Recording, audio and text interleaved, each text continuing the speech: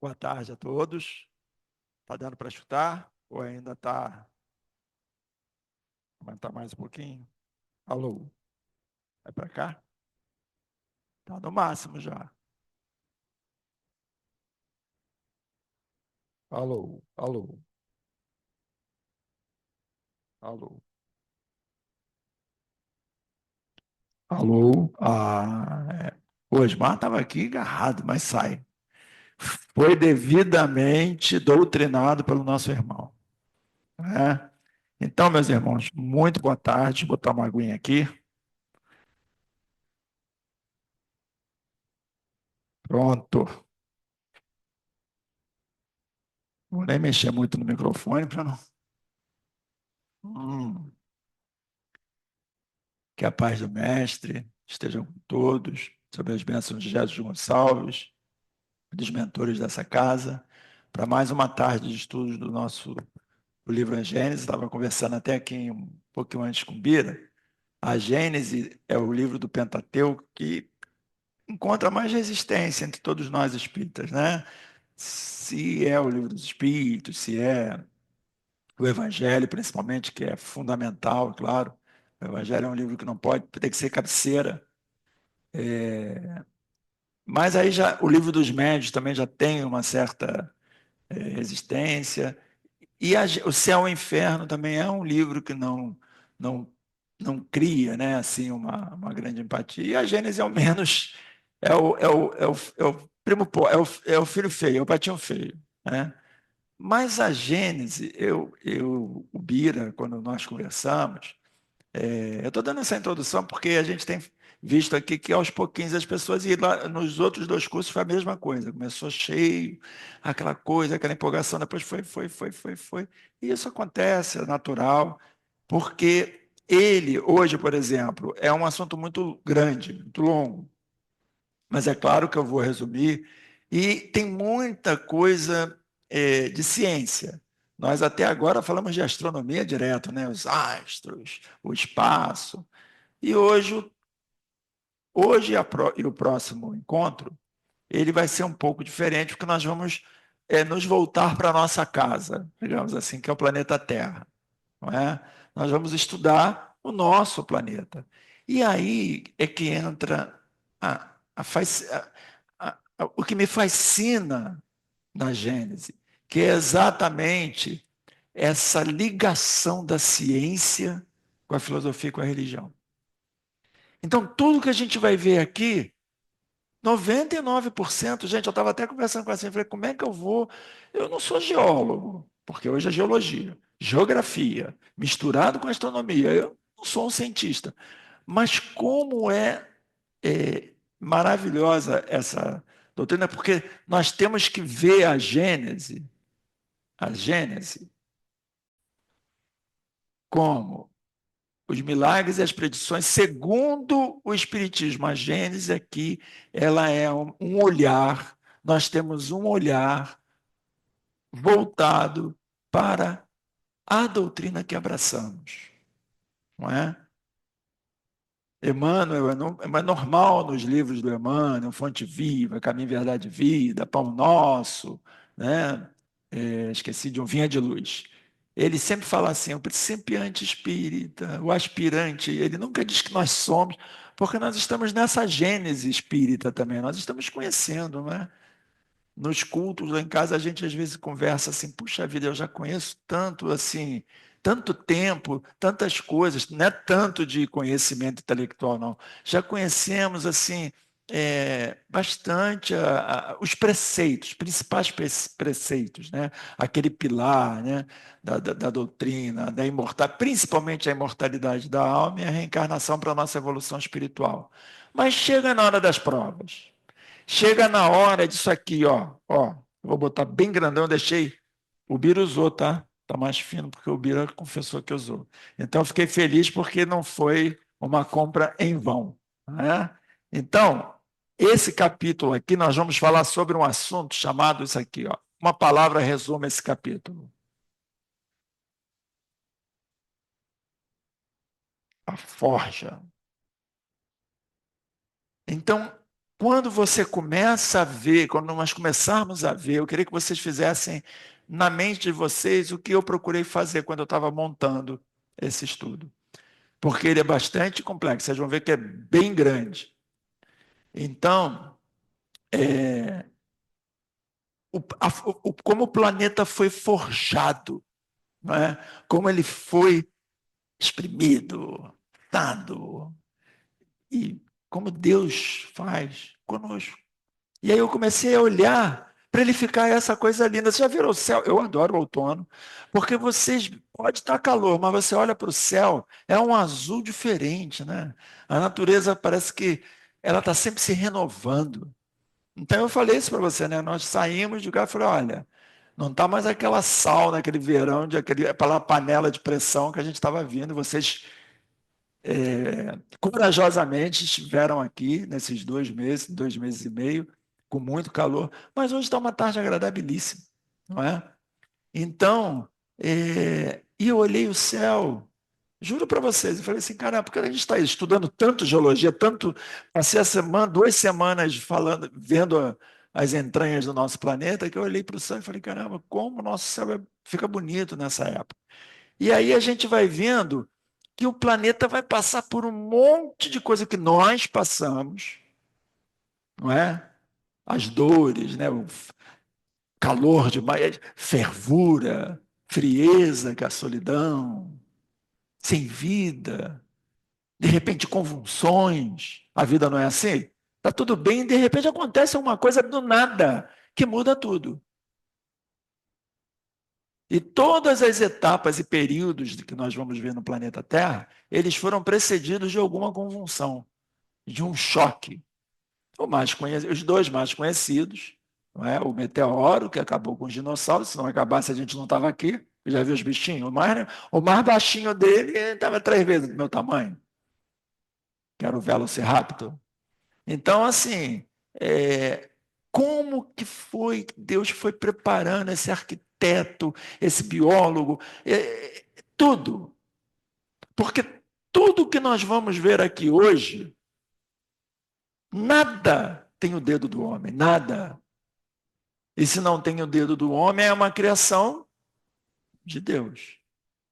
E aí, roubando lá a palestra de quinta-feira do Sol Alcides, ele disse assim: lá no Oriente, Brahma, ou Alá.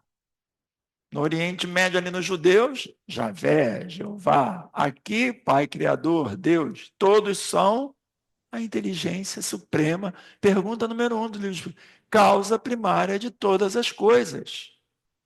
Se o homem não criou, meu Jesus, alguém tem que ter criado, porque nós somos co-criadores. Essa jarra maravilhosa, esse flip chart, esse copo, Deus falou, ó, criem também. Criem o carro, a luz, tudo, nós criamos. Então nós somos co-criadores da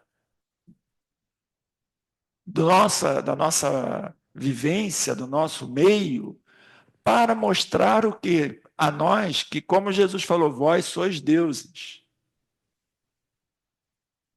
Mas o Criador maior, a inteligência suprema, a causa primária, porque todas as leis que nós vamos ver aqui, elas são as mesmas para nós. E eu coloquei aqui uns pontos.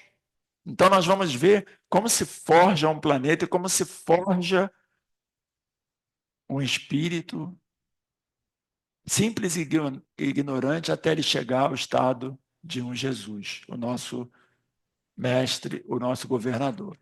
E eu esbarrei nos pontos aqui que a gente vai ver. Mas é só para vocês terem isso na cabeça. Imaginem tudo que nós vamos ver aqui como se fôssemos nós, a nossa evolução. Então vamos lá. Como sempre, eu sempre faço esse resumo do que nós estudamos. Nós quase foram dois estudos, né? A astronomia geral, falando do o que é astronomia, o estudo dos astros, dos planetas, dos sóis, das estrelas, tudo que se movimenta no espaço é astronomia. E nós chegamos à conclusão espírita. A da ciência é a mesma coisa com a coluna espírita. Só que nós vamos ver lá no final, eu já estou dando um mini spoiler, que falta o detalhe da ciência do homem para complementar. A ciência falando assim, ciência, a ciência divina, que comporta a ciência material e espiritual. E o homem insiste só em chegar até o material. E nós vamos ver isso aqui claramente. Mas aí nós chegamos à conclusão, na Gênesis segundo o Espiritismo, que o universo e a pluralidade dos mundos é vasto e abriga mundos habitados. Aquele meu amigo hoje que não está aqui perguntou, todos os mundos são habitados? São, de alguma forma. A ciência e o espiritismo precisam andar juntas, porque o espiritismo é a ciência do espírito e a ciência dos homens é a ciência da matéria. Então, elas juntas vão buscar o quê? A verdade sobre a criação. Busquei a verdade e a verdade vos libertará. Não é? Então, para a gente achar a verdade, a gente não pode dividir. E o que está acontecendo hoje na humanidade, e eu acho que há muito tempo, mas vamos falar de hoje que eu digo atualmente, é essa polarização em tudo, gente, em tudo há uma polarização, né? É na política, é nas opiniões, e as pessoas não aceitam nas religiões, não aceitam a opinião. Ontem nós tivemos uma discussão saudável sobre assim, porque lá estamos estudando obras póstumas também, e aí estava lá dizendo assim, hoje o homem já evoluiu moralmente, já não é mais o bárbaro de antes. Aí eu fiquei assim, será? Aí lá, não, eu acho que não evoluiu tanto assim não, mas antigamente, nós espíritas, na Idade Média, estaríamos onde? Se a gente se dissesse espírita? Ou queimados, ou presos pela Inquisição. Hoje nós podemos professar com mais liberdade. Existe preconceito? Existe. Existe. Se você chegar ali fora e te perguntar, eu sou espírita para alguma outra, para uma pessoa que tem assim uma religião e seja fanática para essa religião, ela vai dizer que você está com a religião do demônio, que está aqui no capítulo de hoje, tá? Está no capítulo de hoje. Então, a ciência e o espiritismo precisam andar juntas para acabar com esse negócio de demônio, de céu, de inferno. Esses medos e esses dogmas que atrasam a evolução. Atravam, como diz um colega, extravancam o progresso. Não é? As leis naturais e divinas, porque toda ela é para tudo, desde a matéria até o espírito, ela é a mesma. O universo segue leis físicas e espirituais demonstrando a harmonia da obra divina e a evolução e o propósito da vida. Qual é o propósito da vida? Se você não tem nenhum propósito na vida, aquela prece que o Ira fez assim, esquece os problemas nesse momento e traz, não vai tocar. Mas quem está aqui hoje, encarnados e desencarnados, tem um propósito de se melhorar. Todos nós temos um propósito. Eu quero. Por que eu tenho esse propósito? Porque tudo que eu não criei, teve uma mão que criou. Então, e eu levei um tempão para chegar aqui e já encontrar o ar bacaninha, a praia legal, a água pura e tudo mais. No plano espiritual, dependendo da minha evolução, eu posso passear pelo universo. Como encontrar o propósito da vida? O que é o propósito da vida para vocês? É a felicidade, não é? O meu propósito, o propósito de todos nós é sermos felizes. E a dor é um instrumento, é essa forja que vai nos tornar felizes, porque a gente fica o quê? Muito se debatendo em questiúnculas. Cazuza tinha uma música que falava de blues da piedade. Vamos ter piedade, Senhor, piedade. As pessoas, né, tacanhas, com ideias tão pequenas, remoendo pequenos problemas. E aí nós temos essa ciência maravilhosa, que é a doutrina espírita, que explica os fenômenos materiais, e o espiritismo esclarece os aspectos espirituais da nossa existência. Eu preciso da matéria, a matéria, ela no próprio curso lá, pegando um gancho lá do nosso Paulo Nagai, ele fala sobre isso, né? É uma matéria quintessencial, é uma matéria diferente, um pouco mais sutil, mas ainda é matéria. O perispírito, Kardec não fala, é semimaterial. Então, o nosso lar tem uma matéria diferente dessa, mais sutil, mas ainda é matéria. Quando nós não teremos mais a matéria como nós a entendemos? Não sei. A gente precisa evoluir e chegar num estado desses espíritos avatares, como Jesus, não é? Como outros, Buda, Mahatma Gandhi, ou não tão longe como Jesus Gonçalves, como um Leon Denis, como um Kardec. Eu acho que vou dizer uma coisa que também o Sr. Alcides falou, que eu concordo plenamente com ele, que eu sempre acho que Kardec, na humanidade, deveria ser reconhecido como um grande alavancador do progresso. Tanto quanto os grandes cientistas como Einstein, como outros, filósofos como Kant, Hegel e outros, e cientistas e religiosos. Porque Kardec, ele alavancou a espiritualidade junto com a ciência naquela revolução que nós estudamos, muito. Se não houvesse a doutrina espírita hoje, nós não estivéssemos aqui, nós estaríamos fazendo o quê? Ou nós não seríamos nada, porque a gente ia ficar questionando, porque nós somos questionadores, porque nós estamos aqui, porque nós questionamos as outras religiões. Ou estaríamos acomodados. Eu não estou dizendo que nossos irmãos, mas tudo bem, eu vou ali na missa, ou eu vou, faço isso, faço. Eles também fazem caridade, fazem por amor, mas falta o quê? O entendimento dos aspectos espirituais da nossa existência. Eu não sou Mauro, eu estou nesse momento Mauro. Eu sou um espírito imortal. O que me assusta é quantos anos eu tenho, né? De espírito. Já pensou?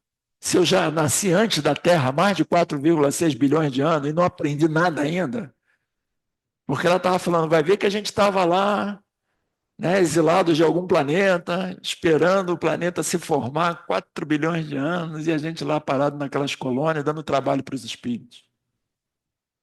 Então vamos alavancar a nossa evolução fazendo esse esforço e vendo que nesse livro nós aprendemos a evolução e o propósito da vida. O nosso propósito, qual é o nosso propósito de todo espírita? Kardec dizia assim: reconhece o verdadeiro espírita quando ele faz os esforços para domar suas más inclinações. Ele não diz nem assim, ó, que para você ter a virtude tal, aquela ou aquela, é para domar as suas más inclinações. Nós todos temos mais inclinações, senão não estaremos aqui solidários num planeta de provas e expiações, que mesmo sendo um planeta de provas e expiações é lindo, né? Você vendo do espaço aquele azul, aquelas cores, aquelas divisões dos continentes, é um planeta lindo. E ele está numa posição estratégica para a vida do jeito que nós estamos aqui. Então tem que ter um motivo. Posto isso, olha o tamanho do capítulo. A cara do Bira. Eu quero ver ele fazer isso em 2 horas, vou tentar. Então nós temos esse capítulo, ele é muito grande. Eu mesmo levei um susto. Porque eu não me lembrava mais que tinham tantos tópicos, são tópicos, e o Kardec, junto, deve ter tido muita ajuda, ele vai ali nas minúcias, ele vai falando como se fosse uma matéria que eu digo de escola, entendeu? De nome de os trilobitas. Já ouviram falar em trilobitas? Trilobita é pior que barata, gente. Aquilo passa era, passa com fogo, com água, eles não morrem. Estão aí, eles só se transformam. E hoje é a baratinha, mas eram os trilobitas, lá no início. Então ele vai falar sobre isso tudo. Nós vamos falar sobre esses períodos geológicos, entendendo o seguinte: quando isso foi escrito, e nós vamos. Eu vou colocar aqui sempre a Gênese que nós estamos nos baseando, tá? Que é a Gênese do Leon Denis, que é a quarta edição da Albertina Scudetto, que é, eu já pesquisei, é uma das melhores traduções e melhores escolhas feitas. O Leon Denis é um centro muito sério, é uma editora muito séria, não ia deixar isso faltar. E, por coincidência, era esse livro que eu sempre estudei. E aí, conversando comigo. Então, nós estamos nisso. Ele tem um pouco mais de informações, porque Kardec, como eu já falei, eu li lá no início, o Livro dos Espíritos, a primeira edição, tinha 505 perguntas. Hoje ele tem quantas? 1019. Então, se Kardec tivesse aqui, já estava com as 5.000, né? Não é verdade? Então, aqui, essa quarta edição, não vamos falar ainda aqui daquela polêmica que já falamos, é assunto águas passadas, é uma edição aprovada por Kardec e que Leon Denis trouxe pela tradução da Albertine, que é uma tradução excelente, mas algumas informações que nós vamos ver. Então, são todos esses, período geológico, estado primitivo, primário, transição, secundário, terciário, diluviano, pós-diluviano. Eles conheciam isso na época, só que a ciência avança. E aí criou-se o quê? Para dividir eras, não é? Paleozoica, mesozoica, cenozoica. Nós estamos. Quem já foi no Museu do Amanhã aí? Já visitou? Lá na Praça Mauá. Eles não falam que nós estamos vivendo no período do antropoceno, do homem, não é? O antropoceno é uma palavra nova, mas que eles ainda chamam de aloceno. Mas a ciência já denomina que é o antropoceno. E por aí vai. E nós vamos lá do início até o nascimento do homem. Então vamos começar a nossa jornada. E eu já vou começar, lógico, com um filminho.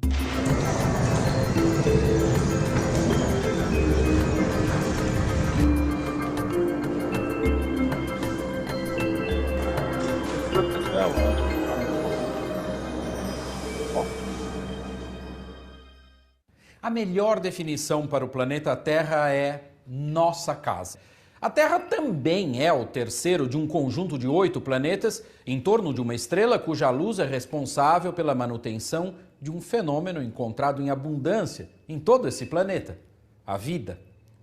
Apesar de ameaçada em grande parte pelas ações humanas, a vida se estrutura de uma maneira muito complexa e diversa nos vários ambientes terrestres.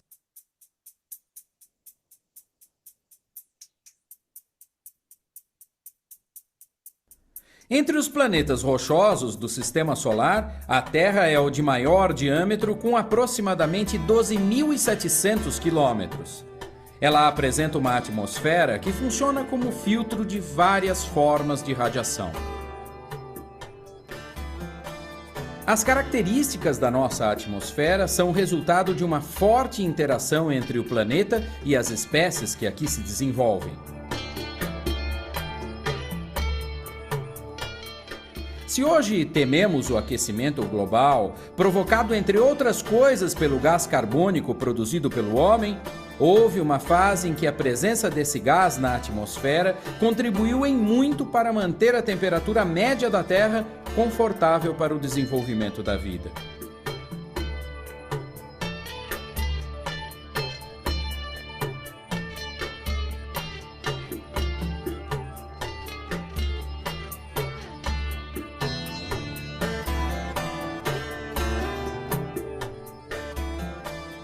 A superfície mudou ao longo do tempo numa deriva continental que deu ao planeta a cara que ele tem hoje.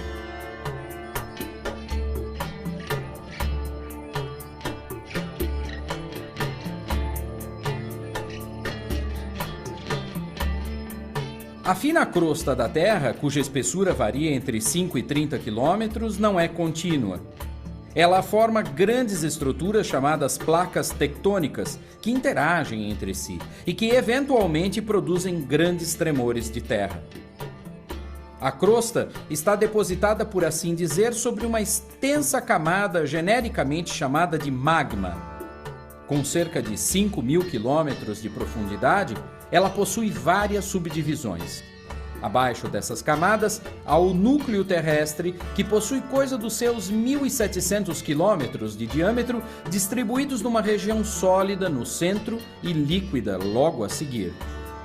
O movimento do ferro derretido no interior terrestre, juntamente com a rotação de nosso planeta, cria um efeito semelhante a um dínamo que gera o campo magnético para a Terra.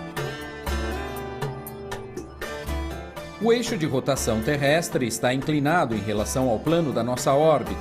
Adicionando essa inclinação à rotação da Terra em torno de si mesma e à revolução em torno do Sol, acabamos vendo o que acontece no espaço. Inclinada, a Terra recebe ora mais luz e calor do Sol no hemisfério sul, ora no hemisfério norte, 6 meses depois. Essas linhas que representam os pontos de maior afastamento do Sol durante o ano em relação ao Equador são chamadas de trópicos.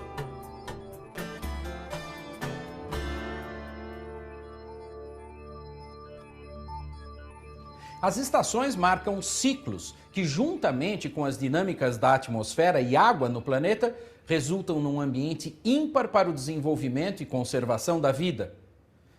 Precisamos urgentemente aprender a respeitar esses e outros ciclos do planeta para que possamos chamar a Terra de casa por muito mais tempo.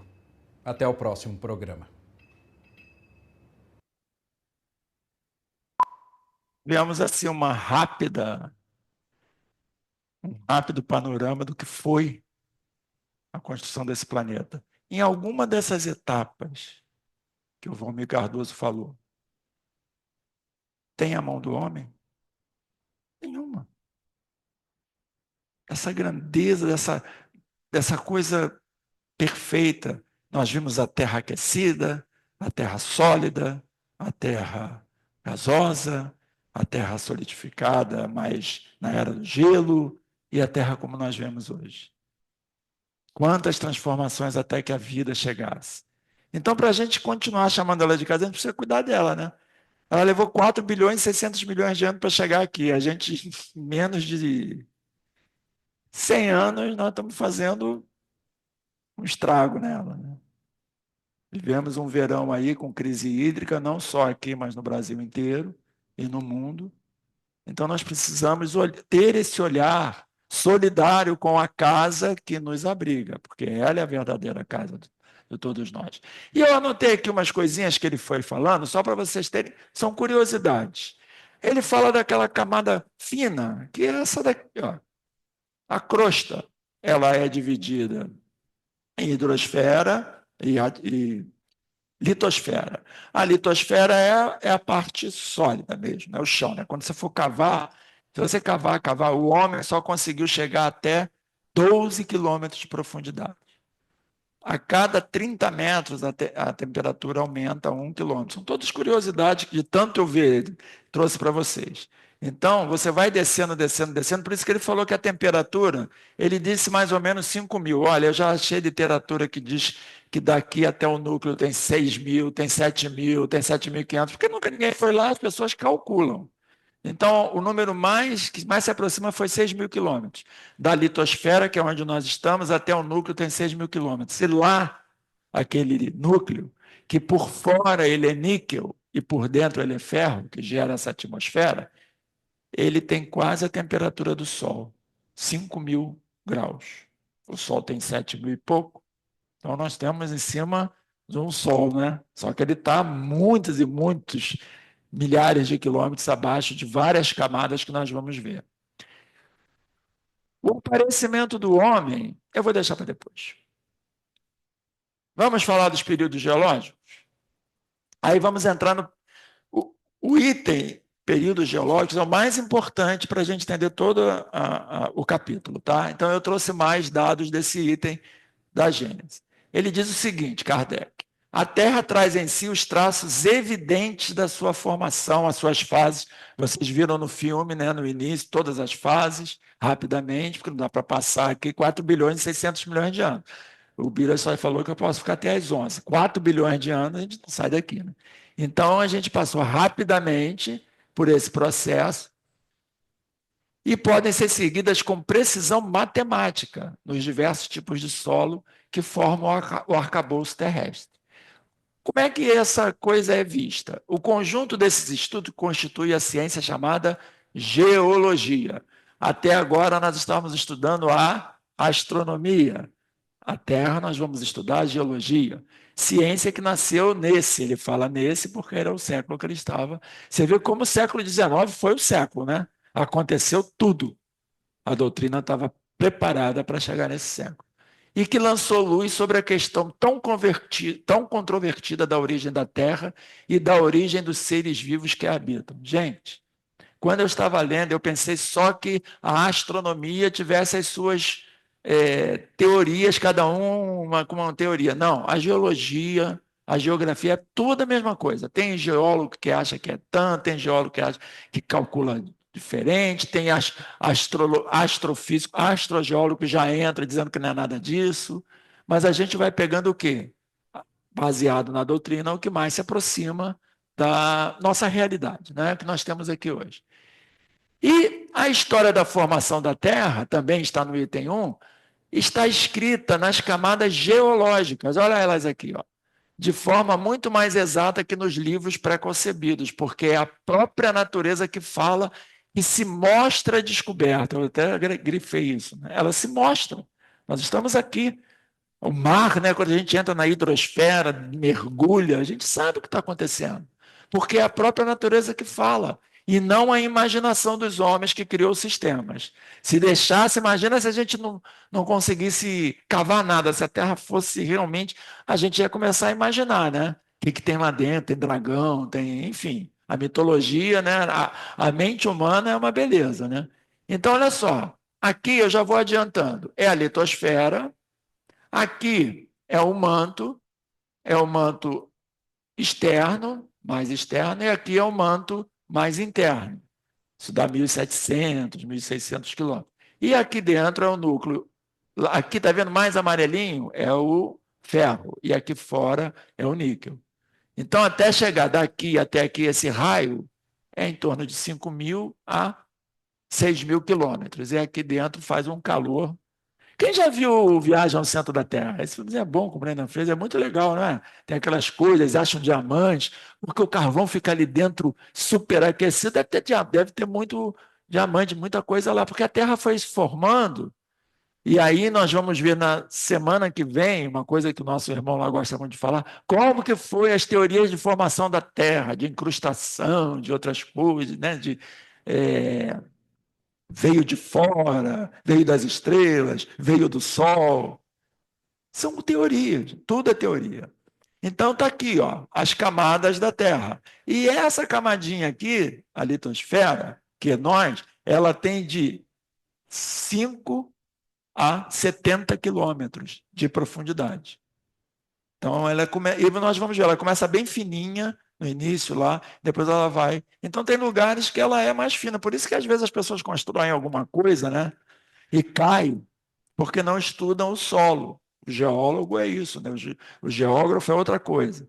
Mas o geólogo, nós vamos ver ali, é isso, ele estuda as camadas, ele estuda, olha, aqui não é bom não, porque tem um lençol freático aqui embaixo, essa litosfera aqui é muito fininha, tem só 10 quilômetros, 5 quilômetros.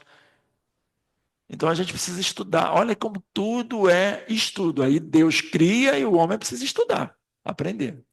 Não é? E aí ele fala, para mim, a frase mais importante do capítulo. Sem as descobertas da geologia, assim como as da astronomia, a gênese do mundo ainda estaria nas trevas da lenda. Aquilo que eu falei. Se a gente não soubesse nada de astronomia, se a gente não ligasse para o que está no céu e não ligasse para o que está na terra, a gente ia viver de lenda, né? E mesmo assim não tem filme aí a beça, não tem literatura aí a beça, não tem game. Quem tem filho, neto, sabe que fica ali naqueles games loucos, que o cara é um deus que não vai lá, que derrota. As pessoas não criam. Quando a ciência diz, ó, está tudo aqui. A ciência material e a ciência espírita. Então está aqui a astronomia, que estuda os astros, e a geologia, que estuda a formação do nosso planeta. Tá bom? E aí, O que é geologia? Só para vocês ficarem, né? Eu acho que é interessante, até para eu mesmo. Qual é a diferença de geografia? A geografia estuda.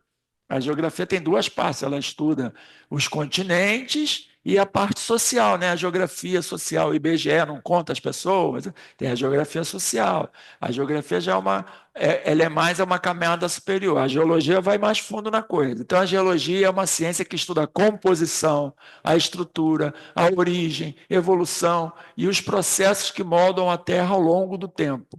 Ela investiga formações rochosas, minerais, fósseis, placas tectônicas, vulcões, terremotos e outras características geológicas.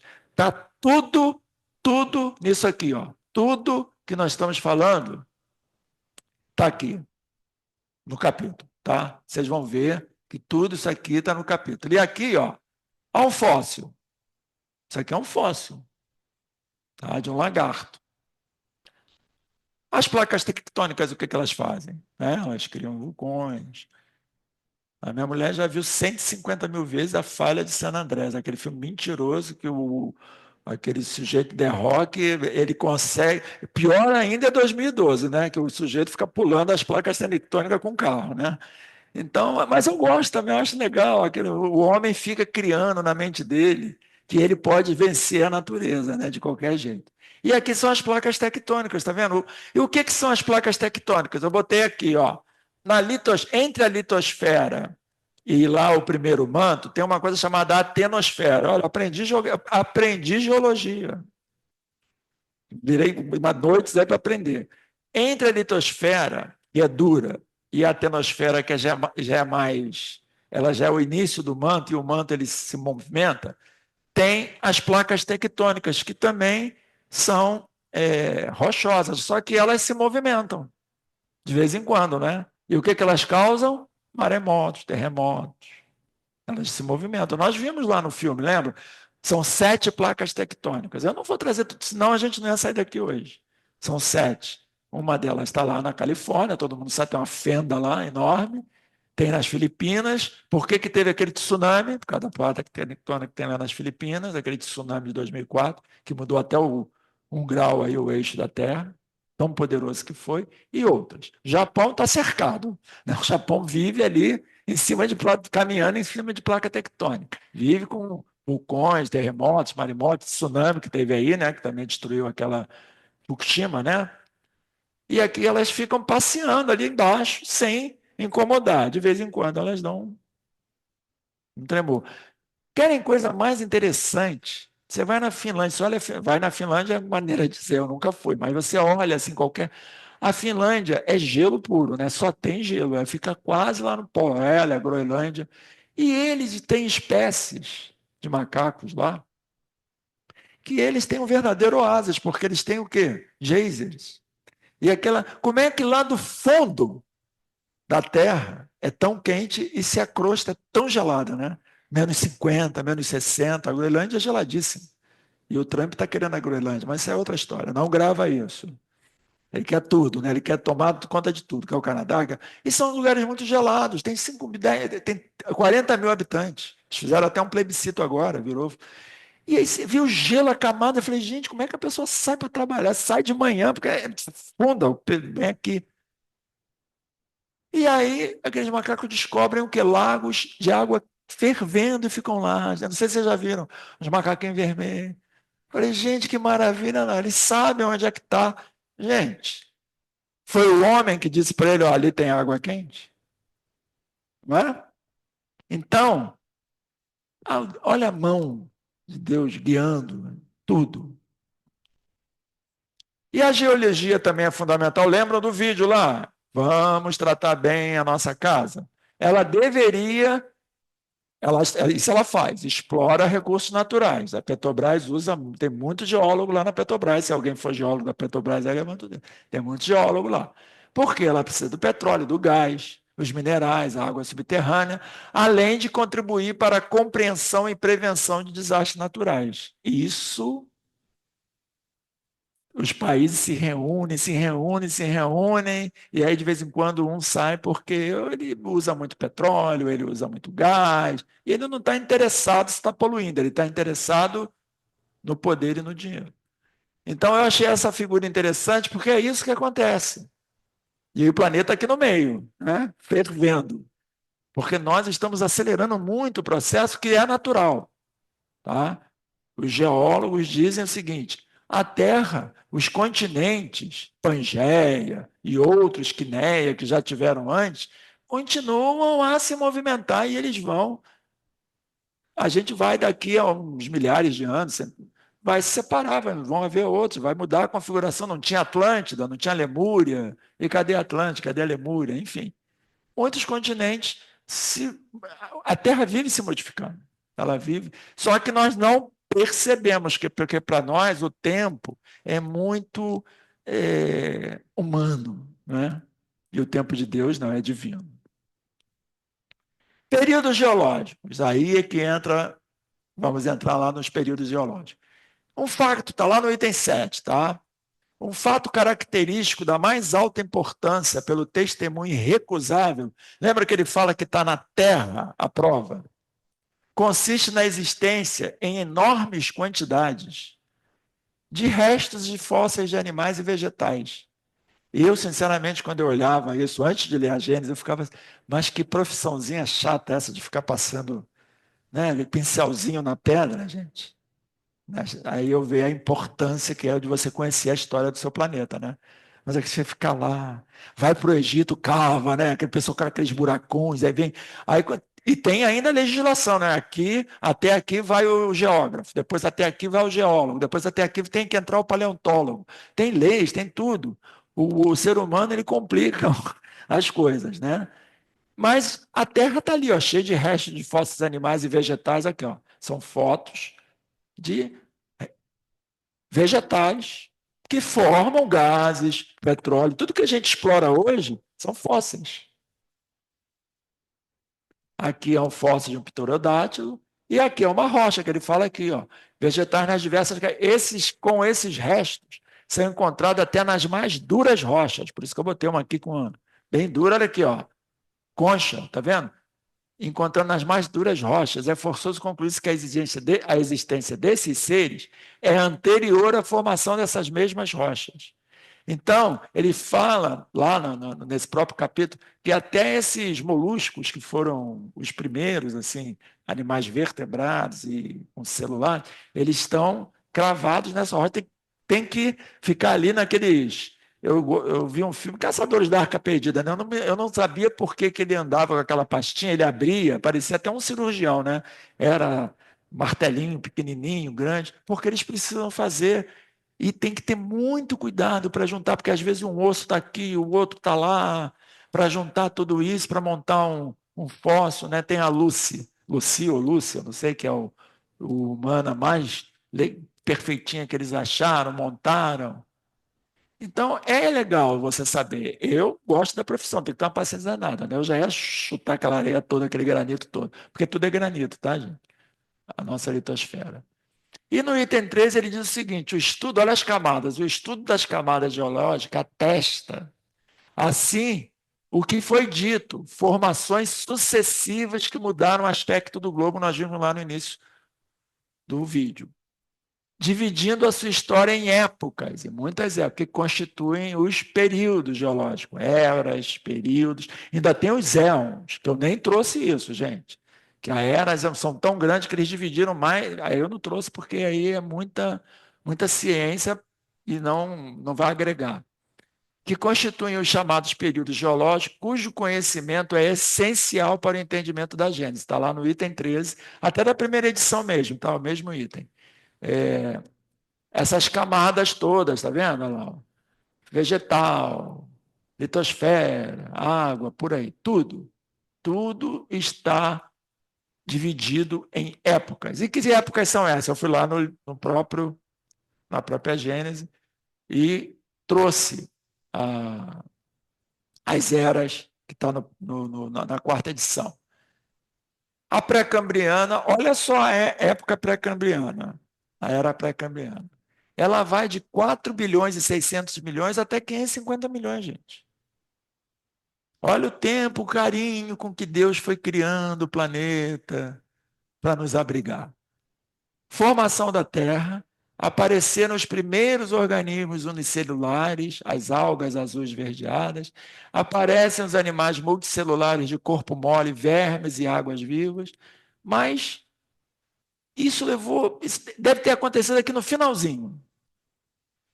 E tem a era, depois vem a Paleozoica, que tem vários períodos, Cambriano, Ordoviano, aí vem os períodos todos, mas vocês veem que de 550 milhões a 248 milhões, que aí aqui é que a coisa vai começar a pegar, porque vai aparecer quem? Eles. Eles aparecem na era Mesozoica, no Triássico, Jurássico e Cretáceo e vão embora no Cretáceo. Então, eles chegam em 248 milhões e vão embora em 65 milhões. Quem viveu mais no planeta, nós ou os dinossauros? Quem conhece melhor esse planeta? Os dinossauros viveram quase 200 milhões de anos aqui. Nós estamos aqui é o quê?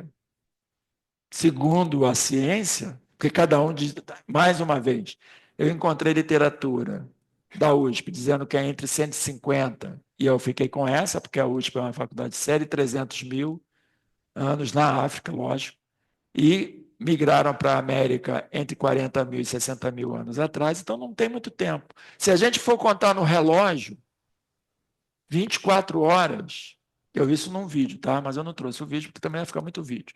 24 horas, se a Terra, os seres vivos na Terra, toda a criação da Terra, fossem 24 horas, nós estaríamos aqui em apenas 3 segundos. 3 segundos. Porque olha só onde nós chegamos. Nós chegamos aqui, ó. Nós chegamos aqui. Olha lá, 4 bilhões e 600 milhões, nós chegamos aqui.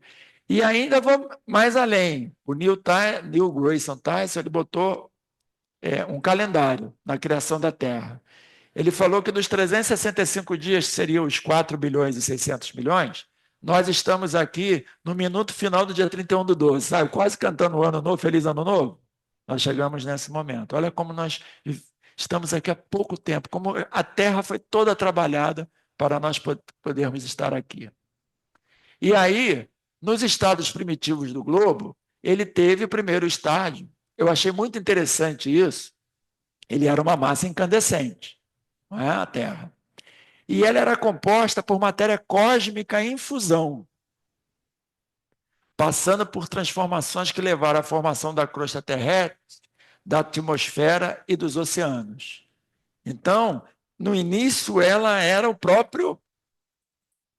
pedra de fogo, mas com o tempo, com aquele tempo que a gente não consegue, bilhões e bilhões de anos, ela foi gerando a crosta terrestre, a atmosfera, os oceanos.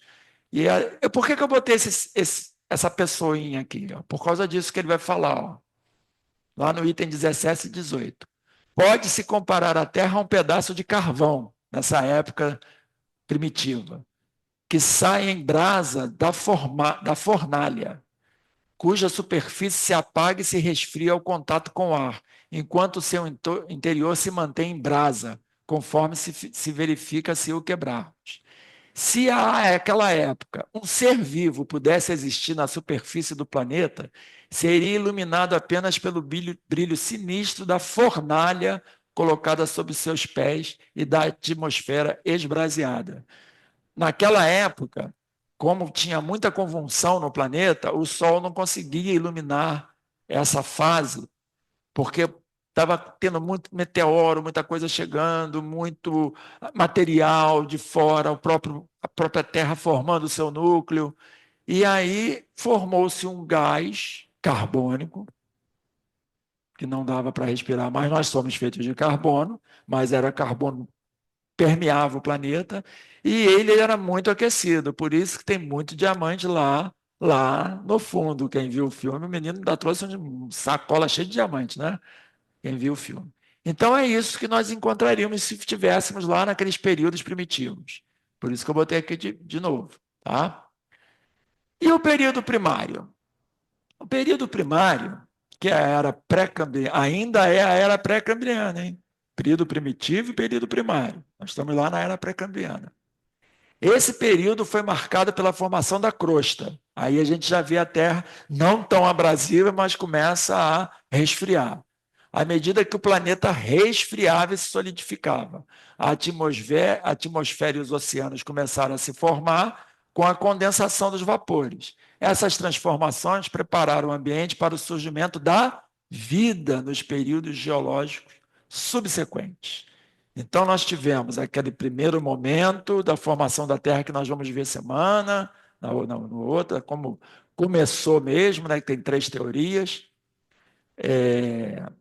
mas do momento que ela, me formei, ela estava em brasa, depois ela começou a se esfriar e ficar sólida, e passar por períodos de gelo e líquido, diluviano, era do gelo, que nós vamos ver.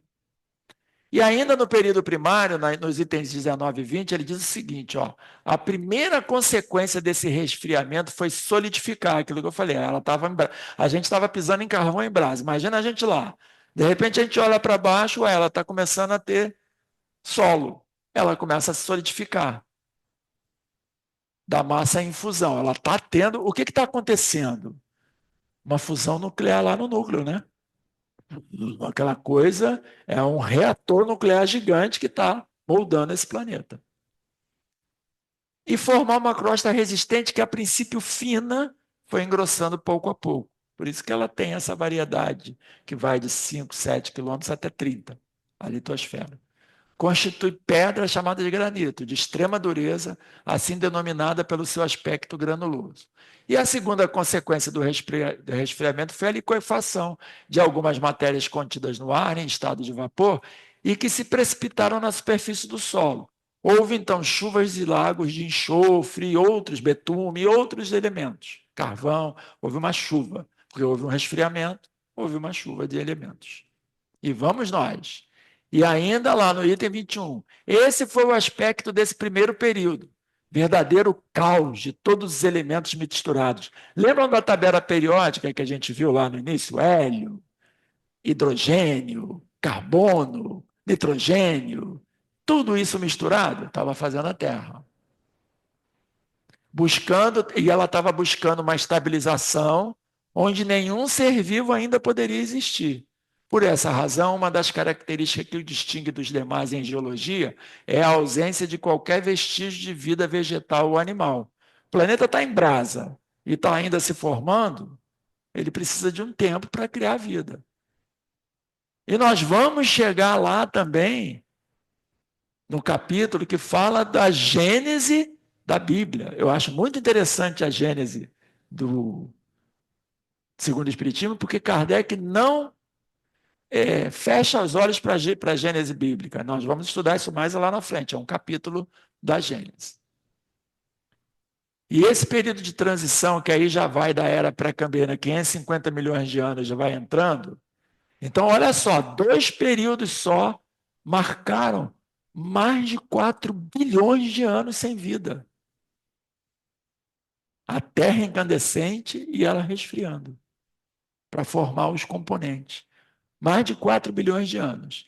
E aí, no começo da transição, a crosta sólida, ela ainda era pequena espessura, oferecendo pouca resistência às matérias incandescentes. Lembra que ele falou lá no início do magma, que ela encobria e comprimia. As águas eram pouco profundas, os mares naquela época você atravessava andando, um continente para o outro.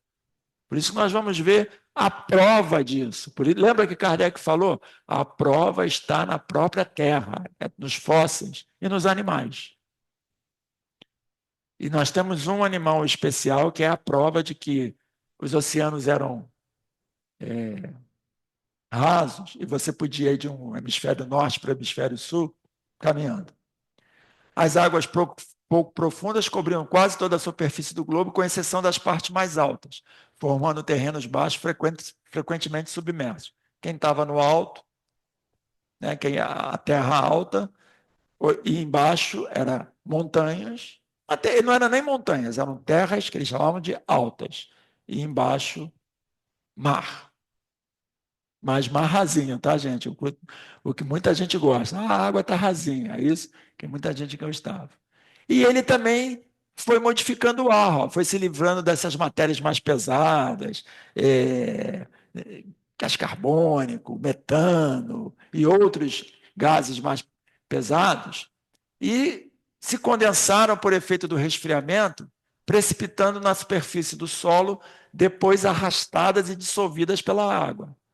Quando se fala em resfriamento naquela época, nesse período aqui, é preciso entender essa palavra no sentido relativo, isto é, em relação ao estado primitivo, uma vez que a temperatura ainda deveria ser ardente. Nós estamos falando de 5.000 graus, aqui nesse período aqui, já devia estar lá, sei lá, uns 1.000 graus, 500 graus, ainda não dava para a gente viver. Esse verão deu 40 e pouco, né? 50 a gente quase bateu as botas, né? Todo mundo, né? E aí, gente, nesse período de transição, que é entre as eras Cambriana e Paleozoica, ou seja, entre 550 milhões de anos e 200 milhões de anos, o que de mais importante aconteceu? O que foi mais marcante nesse período de... Olha, a palavra já diz transição. Foi a chegada de quê? Dos primeiros seres vivos. 4 bilhões e tantos milhões de anos depois, a Terra já dava para... Opa! Já dá. Porque, olha só, o que Deus quer é vida. A Terra estava trabalhando ali, não tinha ser vivo como nós conhecemos, mas tinha vida, não estava? A própria Terra não estava viva, ela estava ali, se mexendo, entrando em combustão, criando é, uma atmosfera, usando aqui uma analogia com a atmosfera Terra, mas criando uma atmosfera propícia para a criação de seres vivos como nós os conhecemos. Mas ela era um ser vivo, ela é um ser vivo, que pulsa. Mas chegaram os primeiros seres vivos do reino vegetal e do reino animal. É digno de nota, está no item 22, que tão logo se estabeleçam as condições propícias, a vida se manifesta. Deus não brinca, Deus quer vida. Já está propício, ele deu lá uma tarefa para sei lá, para você. Olha, tu vai criar o planeta Terra. Me avisa quando já estiver pronto para ter vida. Oh, senhor, já dá para botar um micróbiozinho lá, eu vou botar. Ele quer botar vida. Ele delega. Tem espíritos que criam planetas. Mas ele é o que bota a vida. Então eu já vou botar vida aí. Aí ele começou a botar vida. E a vida se manifesta, e cada espécie nasce desde que se produzam as condições adequadas.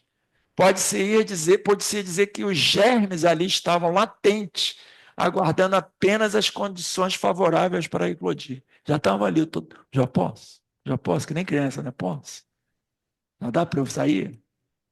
E aí, olha lá, a mão de Deus já criando, fazendo as coisas, porque tem homem ainda, tem um ser humano, a inteligência humana nesse momento? Por enquanto, não, nada. E lá no item 24, ele diz assim: os primeiros seres orgânicos que apareceram na Terra foram os vegetais de organização mais simples. Os animais desse período que sucederam aos primeiros vegetais eram exclusivamente marinhos. Lembram que lá nos 2 slides atrás, o planeta estava na sua superfície, mesmo na litosfera, todo coberto por oceano, mesmo rasinho, e a parte mais alta que era sólida. Então, a vida se deu melhor na parte líquida, na água, né? Nós viemos da água. Jesus não tem o espírito vai aonde quer, mas nós saímos da água, o corpo veio da água. Os anfíbios, né? Todos os lagartos e anfíbios saíram da água e se aperfeiçoaram na terra quando isso foi propício. Quando isso foi propício. Jacaré está aí para dizer, né? Vive na água e na terra. Os sapos, os anfíbios, eles estão aí mostrando para a gente, ó, eu sou a transição dessa coisa toda. Eu vivo bem, tranquilamente fora. Se tirar a água, eu vivo bem. Se me botar na água, eu estou legal. A gente não, né? A gente, se jogar a gente na água, afundar, 5 minutos depois, não, eu em 1 minuto depois já estou afogado. Então, os crustáceos, mais tarde apareceram crustáceos, os peixes de espécies que atualmente já não existem mais, tá, gente? Já não existem mais. E deixa eu dizer uma coisa para vocês, que daqui a pouco a gente vai lanchar. Vou dizer uma coisinha para vocês. Todas essas mudanças de período, por isso que eu pedi para vocês pensarem na vida que a gente leva. Todas as mudanças de período, elas vêm precedidas sempre de um cataclismo, de alguma coisa impactante. Quem já não teve na vida momentos impactantes que fizeram a gente repensar um monte de coisa? Ou então nem fizeram a gente repensar, nos jogaram mesmo para onde a gente tinha que ir. Né? A página inicial diz, né? Estamos teu lugar, nós estamos no lugar certo. Não só no planeta Terra, mas aqui no Rio de Janeiro, na Taquara, na Fresia, né? Ou enfim, em Jacarepaguá. Estamos no lugar certo, no Rio de Janeiro, que faz parte do planeta Terra, tá, gente? Às vezes a gente esquece, mas o Rio de Janeiro é o planeta Terra. Então, todos esses períodos, com o período secundário, desapareceram a vegetação colossal e os animais que caracterizavam essa época, seja por mudança nas condições atmosféricas, seja por uma série de cataclismos que aniquilaram tudo que tinha vida sobre a Terra. Então, todos esses períodos necessitavam para uma mudança, para uma adaptação, para uma renovação da vida, de uma coisa global, digamos assim, global. Isso não quer dizer que foi no estalar de dedos, não. Para o plano espiritual foi, mas pode ter levado 10 mil anos, 20 milhões de anos. E a gente já viu lá que milhões de anos não é nada para os espíritos, né, superiores. Mas bom a gente saber que cada período desse teve alguma coisa séria que aconteceu no planeta Terra. E os animais ainda são aquáticos nesse período, no máximo anfíbios, esses que vão e voltam. A vida animal sobre a Terra faz pouco progresso. Devido à formação de matérias calcárias, desenvolve-se nos mares uma prodigiosa quantidade de animais com conchas. Lembra aquela pedrinha que eu mostrei lá, que tinha uma concha? Tem muito fóssil daquela época, que foram os primeiros, que são conchas. Por isso que está tudo gravado na Terra. Olha aí, ó. Esse animal aqui, ó, é o ictiosauro, que viveu nessa era aqui, ó. É um fóssil de ictiosauro. Ele parece um golfinho gigante com um bicão enorme, gente, dente pra caramba. E eles tinham coisa assim de 10. Eu peguei um só, tá? 20 metros, 30 metros. Era coisa... Como é que a gente ia conviver? Vou dar um pulinho na água, vou mergulhar. Não é tubarão de meio metro que vem te morder, é um bicho desse. Que é só ver Jurassic Park, né? Vai ver Jurassic Park, vocês vão saber disso tudo. Então tá aqui, ó. Essas são as. Deus não assina as obras, mas ele deixa a bibliografia todinha ali, né? Ele deixa tudo ali registrado, no cartório lá divino. Está tudo registrado, é só você ir lá procurar. Aí, ó, os registros estão aqui. Então, eu estou dando só um exemplo desses animais que existiam. O pterodátilo também, que eu gosto do pterodátilo porque todo mundo, né, vê Jurassic Park. E ele é esquisito, né? Ele mesmo fala, né? É um animal bizarro. Ele não é um morcego, é um pássaro. O que é isso? É porque a Terra estava o quê? Se adaptando. Se adaptando. Então, no grande dilúvio, esses pássaros conseguiram muito sobreviver. Enquanto houve uma devastação, muitos desses pássaros conseguiram sobreviver. E aí deram origem a novas espécies, que são os pássaros que a gente conhece hoje. E durante esse período também, que era a Mesozoica, vieram o quê? Os nossos queridos dinossauros, né? De 15 metros, 8 metros, 10 metros. E eles ficavam aqui em torno de 183 milhões de anos. E desapareceram as raças maiores ainda do que eles, aquáticas, que foram substituídas por espécies análogas com formas mais proporcionais e de porte menor. Aqueles grandes lagartos que viviam no mar, 40 metros, eles saíram e se transformaram num T-Rex de 7 metros, 8 metros, no Velociraptor, mas ainda era inóspito para a vida como nós a conhecemos, nossa vida. E aí, só para encerrar essa parte aqui, que ainda falta um minutinho, o orgulho é essa parte que eu acho legal, que eu quis trazer para vocês. O orgulho levou o homem a afirmar que todos os animais foram criados por sua causa e para a satisfação das suas necessidades. Eu mesmo estou aqui meio que falando isso, né? Mas será? Vida para Deus é vida. Todas elas são importantes. Como sustentar semelhante tese diante das inumeráveis espécies que sozinhas povoaram a Terra por milhares e milhares de séculos?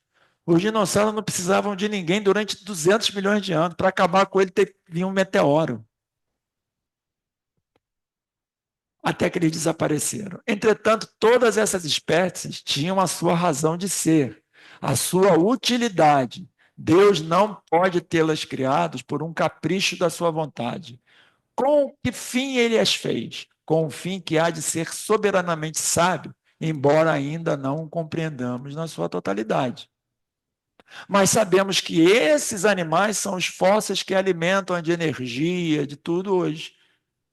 Petróleo, gás, são esses fósseis de vegetais e animais. Olha a quantidade, pura, anos e anos. Barris de petróleo. Eu fico impressionado, eu falei, gente, como tinha bicho grande naquela época, vegetais enormes, para alimentar aquele, né, brontossauro, né, que tinha aquele pescoção, as árvores tinham 40 metros até o topo delas. Então era tudo muito grandioso. E aí precisava de outra mudança. Eles já viveram, já fizeram a sua parte, que nós ainda não sabemos, mas Deus sabe, cumpriram a sua missão, e aí eles desapareceram há aproximadamente 66 milhões de anos, marcando o fim da era Mesozoica. A principal hipótese é o impacto desse asteroide, que tem 10 quilômetros de diâmetro, né? Que caiu lá no México, nessa cratera aqui. Como é o nome da cratera? Fala aí você aqui. Chicxulub. Está lá, de vez em quando aparece lá, é motivo de visitação, é imensa. Mas quando esse meteoro caiu, ele levou ainda muitos anos, dezenas, centenas de anos para dizimar tudo, porque ele foi cobrindo a terra com poeira. Lógico que quem estava perto morreu logo. Mas lá no outro lado do planeta levou tempo, porque ele cobriu, ele tapou o Sol, não é? Com o impacto. Então, ele permitiu, o que, que isso permitiu? Na natureza, lei de Lavoisier, né, nosso estudo, na natureza nada se cria, tudo se transforma. Precisava uma transformação. E aí veio a diversificação dos mamíferos e, eventualmente, o surgimento de nós. Nós chegamos depois dele, porque a gente não ia dar para me dar conta, né? Volto a dizer, vejam Jurassic Park, principalmente o primeiro, o cara tá lá no vaso, né? O T-Rex pega ele lá no vaso, 10 vezes maior que ele, não tinha como. Aquele filme teve essa franquia toda, porque eu não sei, o americano adora e a gente acaba também adorando, tanto dinossauro, deve ter alguma parentesco, a gente deve ter algum parentesco com eles, mas eles eram muito ferozes, grandes, até os insetos eram enormes. Então não dava para conviver. E aí precisou que eles fossem extintos por uma ocorrência muito grande para que nós chegássemos aqui e fôssemos para onde? Para a cantina, né? Que ninguém é de ferro.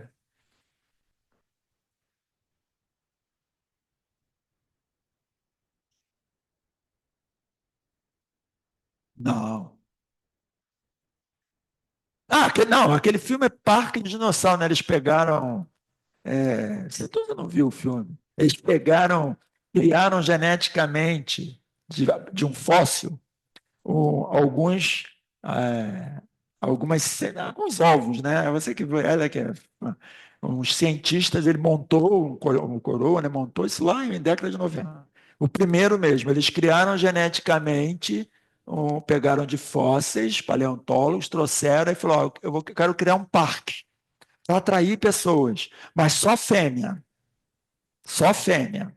E aí eles começaram a, digamos assim, inseminação artificial naqueles. E nasceu naqueles ovos e começou a nascer brontossauro. Né? E aí teve o primeiro parque de dinossauros. Só que eles não contavam que o T-Rex estava invocado e estava com fome. E aí ele quebrou, para ter filme, quebrou a tela onde ele estava e partiu para cima dos seres humanos. Mas aquilo acontece na era atual com experimentos científicos que eu não sei se é possível. Não sei se é possível fazer isso. Aí mostra claramente que os homens não podem. Só que o fim do filme, porque ele fala aqui, ó, você fez uma. Aí ele atrasou, tá? Vai atrasar, agora vai atrasar, porque ele trouxe uma pergunta muito interessante e eu não estou conseguindo voltar. Acho que me desligaram lá. Ah, não, voltei. É muito interessante pelo seguinte, ó. Eu vou te dizer aonde está isso. Ah, é digno de nota tão logo que se estabeleçam condições propícias, a vida se manifesta. No filme, eles veem que não dá certo, eles acabam com todos os dinossauros. Só que a última cena do primeiro filme é um cientista, um paleontólogo, que ele chega e vê um ovo. Aí ele fala assim: a vida sempre dá um jeito. Como é que pode? Só tem fêmea e tinha um ovo. E aí a franquia ficou milionária, tem dinossauro até hoje. Então, gente, já que nós fomos criados aqui, ó, criados, vocês podem lanchar. Então, assim, marcamos o fim, né, de uma era, de um período onde os dinossauros reinaram. E agora estão reinando lá em Miguel Pereira, né? Só falar. E a nossa irmã já falou que eles já estão estudando mesmo de verdade fazer dinossauro. O ser humano é fogo. Mas eu queria, antes de continuar, responder a pergunta do nosso irmão Paulo sobre que eu ia passar esse vídeo, eu vou, é um vídeo mais detalhado sobre essa transformação dos continentes, eu vou passar ele no próximo estudo, que é as teorias da formação do planeta. Mas eu posso explicar.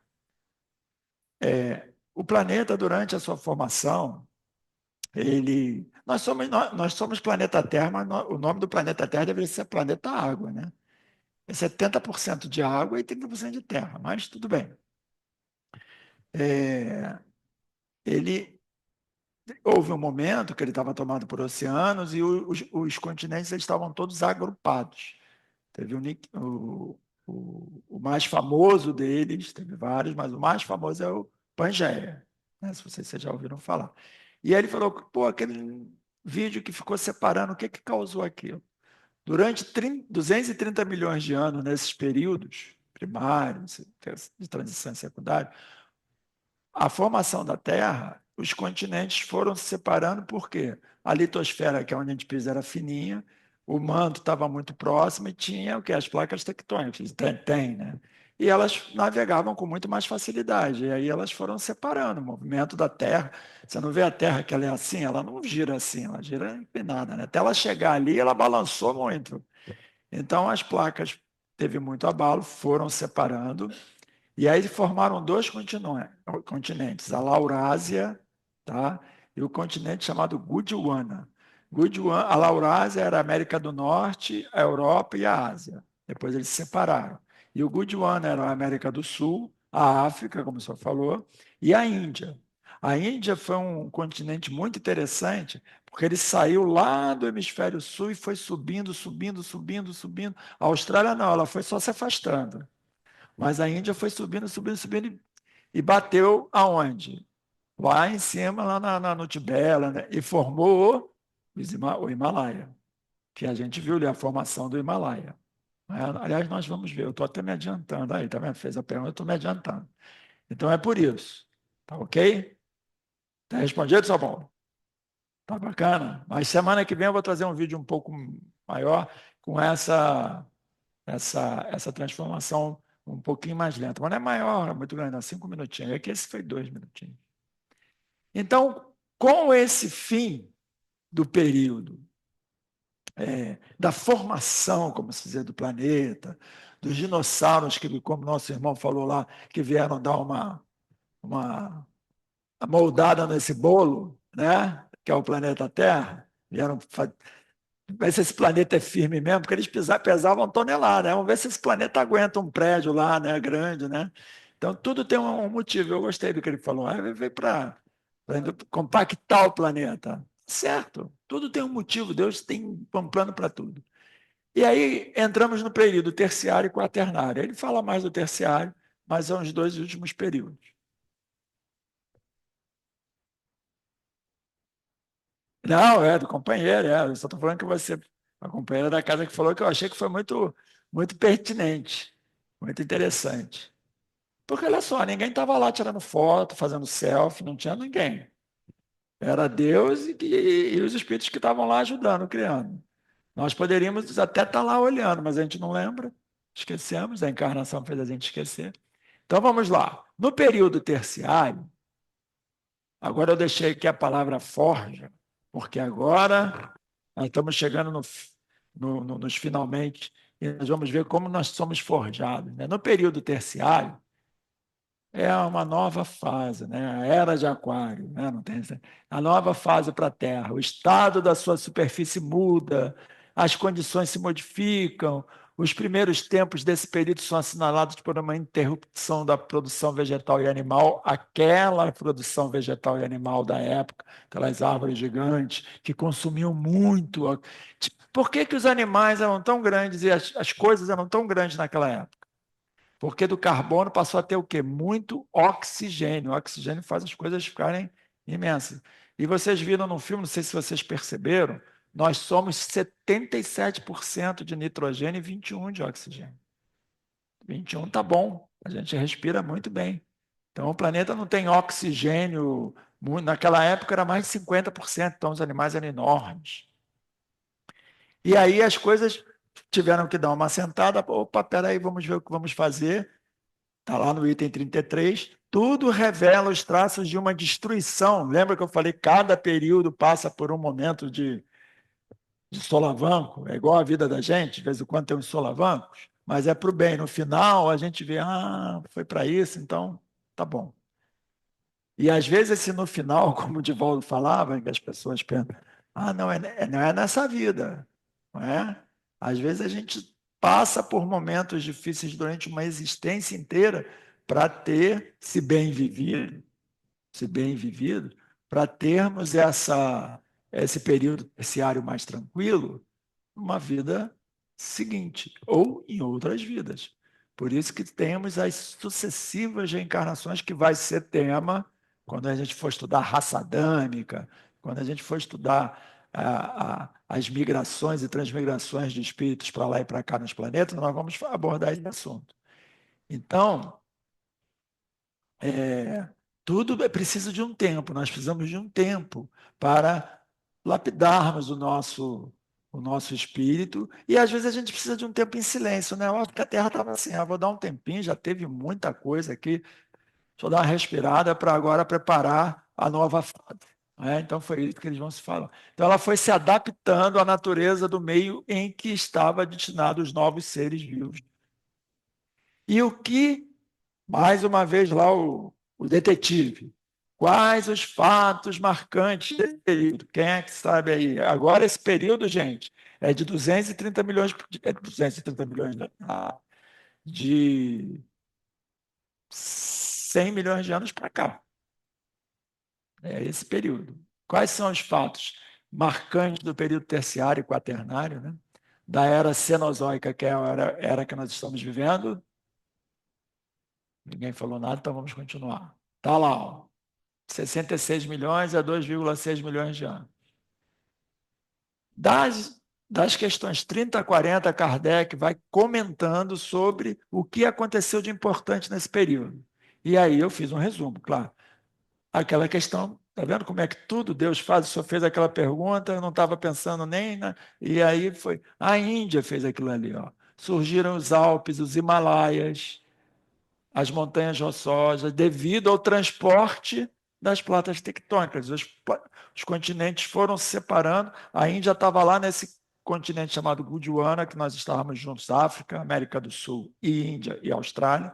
A Austrália só foi para o lado, a Índia não. A Índia resolveu subir e quando chegou lá em cima, na Ásia, deu uma topada na Ásia e criou os Himalaias. Os Alpes, a mesma coisa. Entendeu? O que são as montanhas se não placas tectônicas que se colidem, não é? E sobem?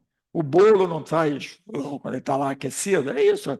Placa superaquecida colide com uma força absurda e cresce e se solidifica. O Grande Canyon é um exemplo muito. Esses programas, né, que a gente gosta, que ela também gosta, que a gente vê no Discovery, tem que são os mistérios da natureza. E o Grande Canyon é digamos assim, é um sítio, que é um livro, um livro aberto que Deus criou ali. Então ele tem umas camadas assim, em vários tons, né, de granito, vermelho claro, vermelho escuro, cor de abóbora, enfim, várias camadas. E teve um dos capítulos, um geólogo, que ele estava lá com aquele pincelzinho, raspando, ele falou: aqui, tá vendo? Eu estou encontrando aqui molusco. Então, essa parte aqui tinha água. Me explica como é que pode ter água aqui em cima. E Kardec fala em algum momento, é que eu não coloquei, que ele tinha dúvidas, porque havia fósseis que estavam assim, marinhos, mas em montanhas mais altas. Como é que a água estava lá em cima se a gravidade tinha que puxar para baixo? Provavelmente o planeta estava naqueles momentos de. É, ele falou, provavelmente o eixo do planeta estava sendo alterado naquele momento, então as águas subiam e desciam, como se fosse batendo em montanhas. Né? E aí, o que aconteceu nesse período? Aí, ó, os fatos marcantes foram vários. Formação de grandes cadeias de montanhas, expansão dos mamíferos. Após a extinção dos dinossauros, chegaram os mamíferos menores, né? O jacaré, o leão. Eu tinha até uma imagem, vou trazer um T-Rex do lado de um leão. Cara, qual o bicho mais assim que a gente teme, né? Vai visitar, quem já foi visitar aí, fazer safari na África, é o leão, né? Todo mundo quer ver um leão. Mas o T-Rex é 3 vezes maior do que o leão. Então, era um gatinho miúdo. Né?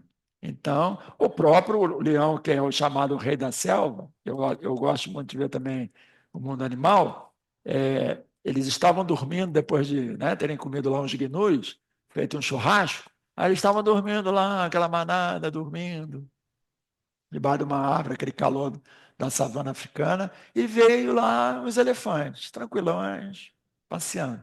Tu pensa que o elefante desviou? Apareceu, ele deu uma cutucada assim no leão, o leão levantou, minha nossa, chamou, brigou com a gente. Saiu todo mundo da frente. Então, quem é que é o rei da selva? É o elefante mesmo. É o rinoceronte. O leão pega aqueles que não sabem a força que tem. Mas faz parte da cadeia alimentar. Mas elefante, eles vão avançando, derrubando tudo. E eles fazem o quê? Quando eles derrubam tudo, e comem aquelas árvores, eu falei isso na vez anterior, as fezes deles replantam toda aquela, aquela destruição, e aí a vida se renova e todo mundo volta, a chuva vem. É uma cadeia perfeita. Quem já viu o Rei Leão sabe, né? O ciclo da vida perfeito. E aí veio a expansão dos mamíferos, com a extinção dos dinossauros, eles começaram a sair da toca, e a evolução das aves e dos insetos. Muitas aves modernas surgiram e insetos tiveram grande diversificação, porque as condições ficaram como hoje, propícias.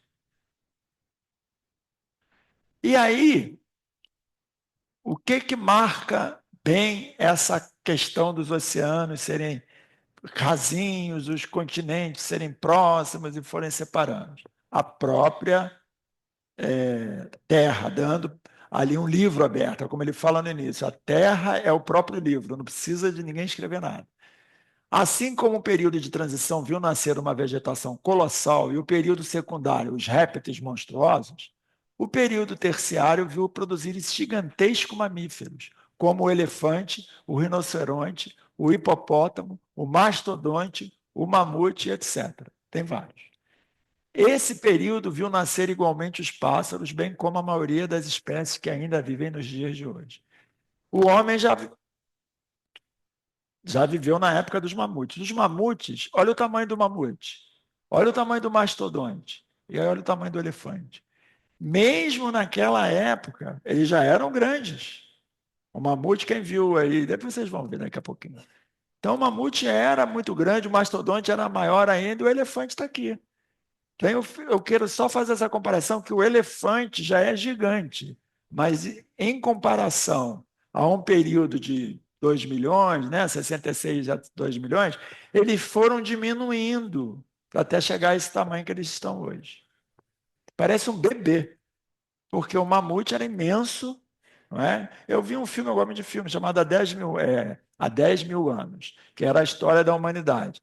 E ele começa com uma tribo caçando um mamute. Eles caçavam mamutes para sobreviver, né? Na era do gelo mesmo.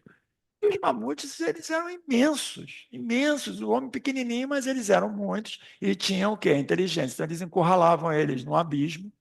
Esses são fósseis. O filme não fez muito sucesso, porque era tipo um documentário, né?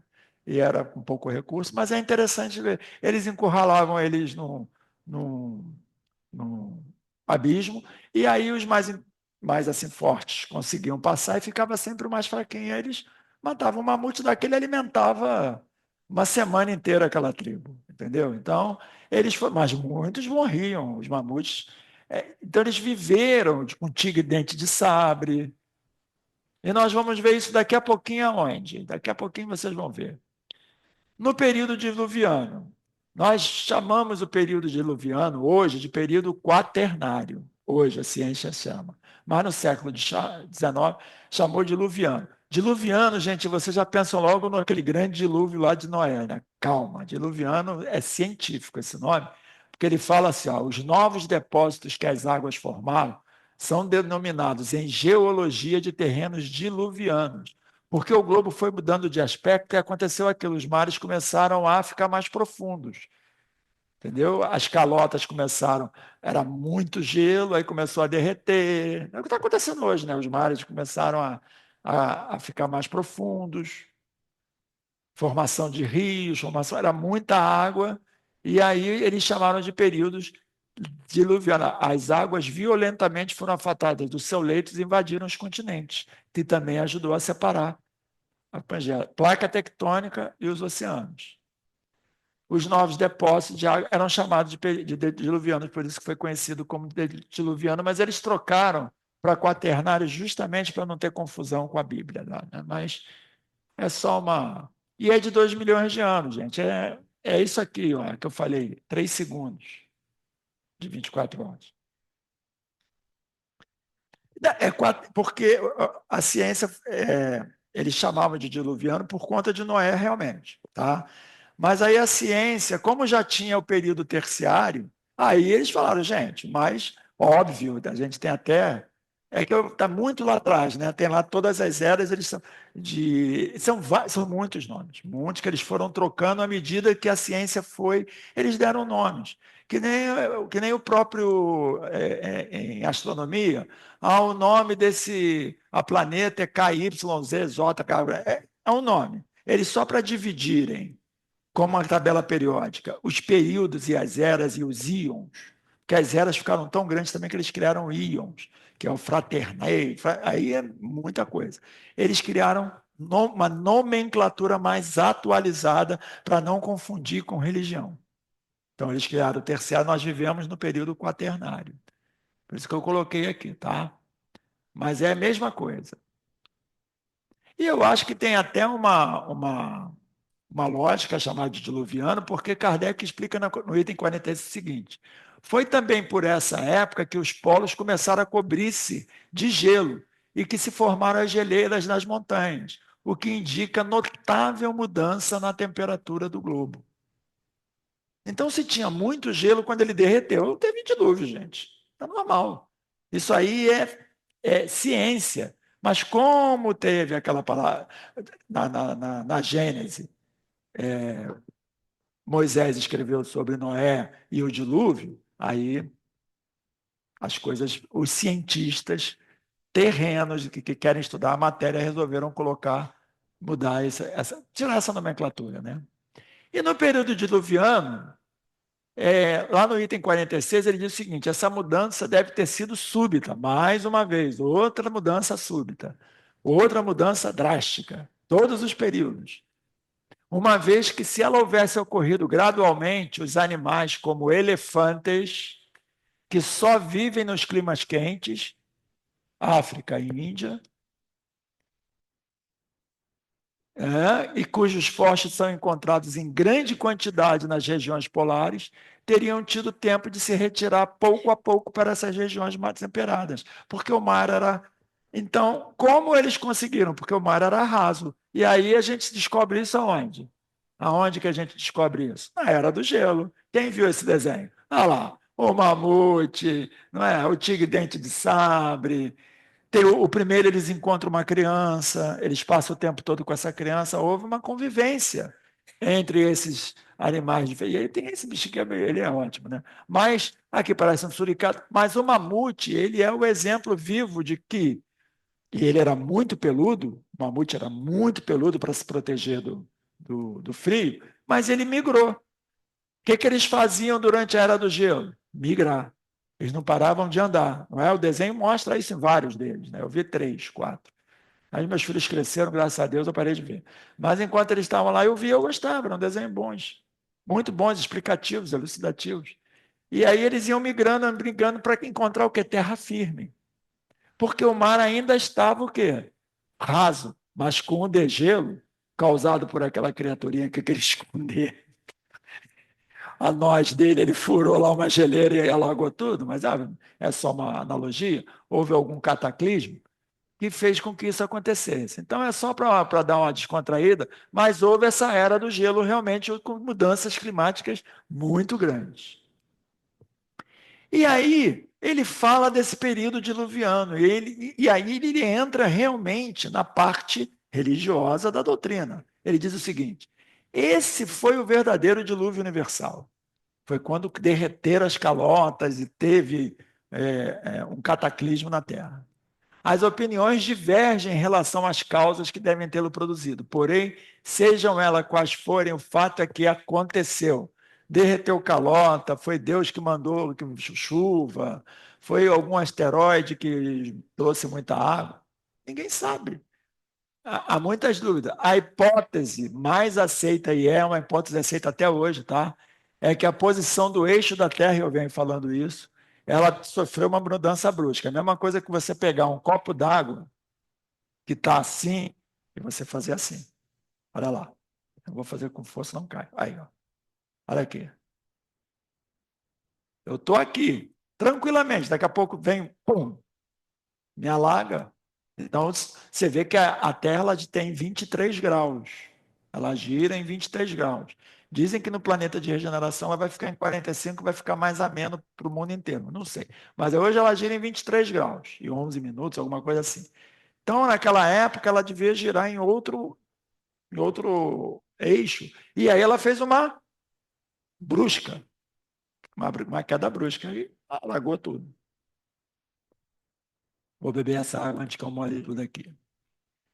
E eu coloquei essa imagem aqui porque é uma imagem que a gente conhece, mas ele diz, ó, a hipótese mais aceita é a posição do eixo da Terra que sofreu uma mudança brusca. Em consequência, os polos foram deslocados.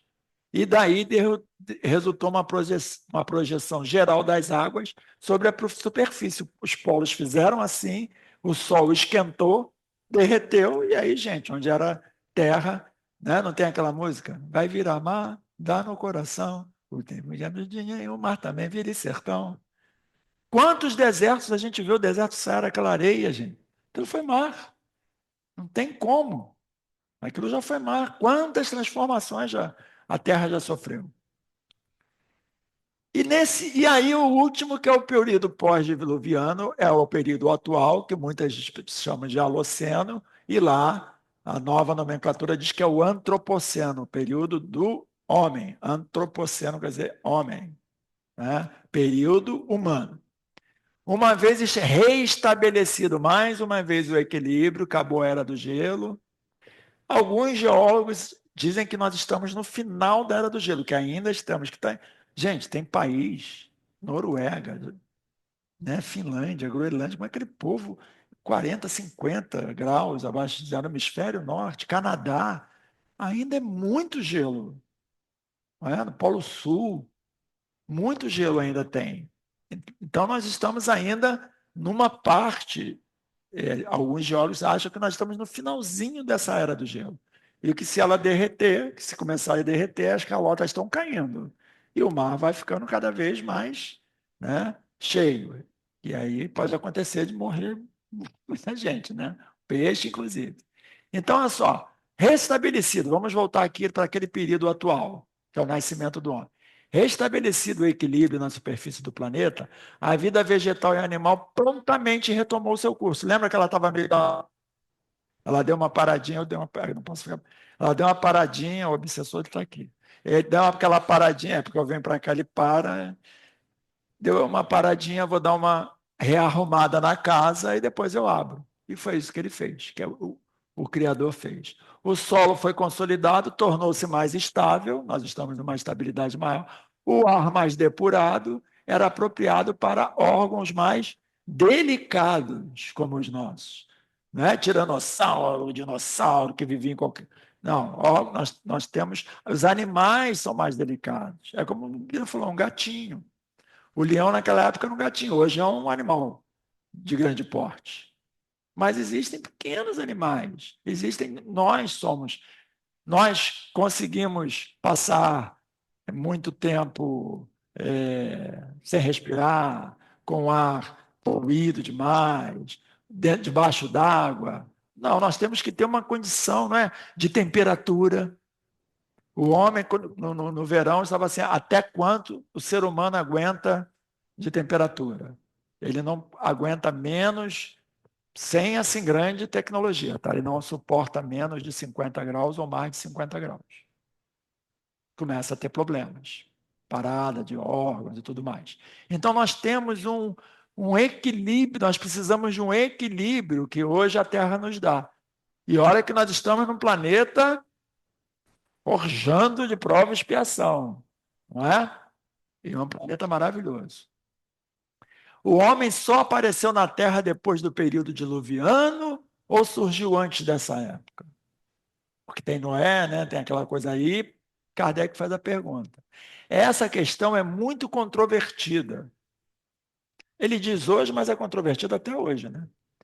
Mas a sua solução, seja qual for, só tem importância secundária, porque ela não mudará nada o conjunto dos fatos estabelecidos. Nós não estamos aqui construindo história? Então, se eu vim antes ou depois do dilúvio, não é relevante para a ciência. Estamos falando ciência. E aí ele diz no último item: seja como for, tenha o homem aparecido ou não antes do grande dilúvio universal, o que é certo é que o seu papel humanitário realmente começou a se esboçar no período pós-diluviano. É esse período agora. Pode-se, portanto, considerado como caracterizado pela sua presença. É o antropoceno. E é quando que nós viemos mesmo, hein? Está aqui, ó. Entre 150 mil e 300 mil anos, ou seja, de 24 horas nós estamos aqui a 3 segundos. A Terra tem 4 bilhões e 600 milhões de anos. Não é? Então nós estamos aqui há muito pouco tempo como matéria, como homens, como seres humanos encarnados. E aí nós não podemos deixar de trazer a teoria de Darwin. Não é? Começamos aqui, viemos e hoje aqui estamos há uns 200 mil anos nessa evolução. O que está faltando aqui, gente? O que está faltando aqui? Né? Essa teoria ela é puramente material, brilhante, mas material. O que está faltando aqui? Está faltando isso aqui, ó. O homem e o espírito. Olha aqui, ó. O homem e o espírito. Aqui não está dando para ler, mas eu vou ler. A alma dorme na pedra, sonha no vegetal, agita-se no animal e é acordada no homem. Leon Denis. Aqui, ó, pedra, vegetal, animal, que é um leão, por coincidência, homem e o espírito. Está aqui, ó. Faltou só botar aqui, ó, um fiozinho de prata aqui e o perispírito, o espírito por aí vai, o corpo mental. E aí está faltando essa ciência se incorporar na ciência material. Mas ela já está aí. E para nós encerrarmos mesmo nosso estudo de hoje, eu queria voltar àquela primeira proposta que eu fiz a vocês no início. da gente ver essa evolução do planeta, todos esses períodos que nós vimos desde o início, como se fosse a nossa própria evolução espiritual. Passamos pela parte primitiva, passamos pelos períodos geológicos todos, né? E estamos aqui. Em que período que nós estamos, hein? Eu fico pensando, nós somos ainda primitivos, estamos no período de transição, não sei, mas nós estamos sendo o quê? Forjados. E Leon Denis, no livro Porquê da Vida, ele diz o seguinte: a dor é a purificação suprema, a fornalha onde se fundem os elementos impuros que nos maculam. Então, a gente está sendo ali, como diz os evangelhos, queima, Senhor. Nós estamos queimando mesmo. É a fornalha, a dor é essa fornalha. Eu achei essa frase, essa afirmativa do Leon Denis extremamente feliz. Aliás, Leon Denis, como disse, é uma literatura, junto com Kardec, que é imprescindível para todo espírito. Entendeu? É muito ensinamento, que tem todos os livros do Invisível, Problema do Ser, do Destino da Dor, O Porquê da Vida, enfim. E essa questão, aqui o cadinho, isso aqui é um cadinho de purificador. Daqui vai sair o ferro, o alumínio, o aço, tudo que a gente utiliza aí para as construções, mas antes ele tem que ser o quê? Fervido. Então, para nós sermos os partícipes, os coadjuvantes, os co-criadores do divino, seja ele chamado de Brahma, Jeová, Alá, Deus, eu prefiro, como Jesus fala, Pai Nosso, não é? Para nós sejamos isso, nós temos que nos forjar. Isso depende de nós, da nossa escolha. Qual é o caminho que eu vou tomar na minha vida? Cada um dentro da sua possibilidade. Porque não adianta você também se violentar e fazer uma coisa que você não deseja. Só porque te exigem, te querem. Mas começa com o dever. E do dever você se transforma isso no querer. É do dever para o querer. Então, Deus, quando ele fala lá na Gênesis, fala assim: eu quero. Faça-se a luz, faça-se isso. A luz, quem que é? Faça-se a luz. O sol. Não é? Lá na Gênesis nós vamos ver, eu já estou adiantando um pouquinho aqui. Então, todos esses períodos, eu queria, se vocês me permitem, ainda tenho 10 minutos, se vocês olhem para lá, eu vou voltar lá no primeiro slide. Lá no primeiro. Aliás, eu vou voltar em dois. Eu vou voltar em dois slides. Esse, nós começamos a jornada terrena há 4 bilhões e 600 milhões de anos, que o homem, nas cálculos matemáticos que fizeram, se pode ser mais ou menos, e estamos aqui, ó, agora, humanos modernos, homens sapiens, quaternário, no Holoceno ou Antropoceno. É porque como eu peguei da própria Gênesis, né? Eu peguei daqui essa tabela e trabalhei ela. Essa palavra, essa nomenclatura antropoceno ainda não existia no mundo da ciência, agora existe. E aí, voltando um pouquinho mais, não é?